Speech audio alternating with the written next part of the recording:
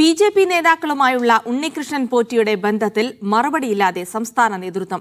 Sabarimala സ്വർണ്ണക്കൊള്ളയിൽ BJP. CBI അന്വേഷണം ആവശ്യപ്പെടുമ്പോഴാണ് കർണാടക മുൻ മുഖ്യമന്ത്രി ഉൾപ്പെടെയുള്ളവർക്കൊപ്പം പോറ്റി നിൽക്കുന്ന ചിത്രങ്ങൾ പുറത്തുവന്നത്. ചിത്രങ്ങൾ പുറത്തുവന്നതിൽ മാധ്യമങ്ങളോട് കയർത്തായിരുന്നു സംസ്ഥാന അധ്യക്ഷന്റെ മറുപടി. ഉണ്ണികൃഷ്ണൻ പോറ്റി കോൺഗ്രസ് CPM നേതാക്കൾക്കൊപ്പം നിൽക്കുന്ന ചിത്രങ്ങൾ ഉയർത്തിയായിരുന്നു ശബരിമല സ്വർണ്ണക്കൊള്ളയിലെ BJP പ്രചാരണം. SIT അന്വേഷണം CPM കോൺഗ്രസ് കൂട്ടുകെട്ടിന്റെ തട്ടിപ്പെന്ന ആരോപണവും BJP ഉയർത്തി. SIT അന്വേഷണത്തിനപ്പുറം കേന്ദ്ര ഏജൻസിയായ CBI അന്വേഷണം വേണമെന്നായിരുന്നു BJPയുടെ ആവശ്യം. ഇക്കാര്യം ആവശ്യപ്പെട്ട് ഹൈക്കോടതിയെ സമീപിച്ചതും സംസ്ഥാന അധ്യക്ഷൻ രാജീവ് ചന്ദ്രശേഖർ തന്നെ.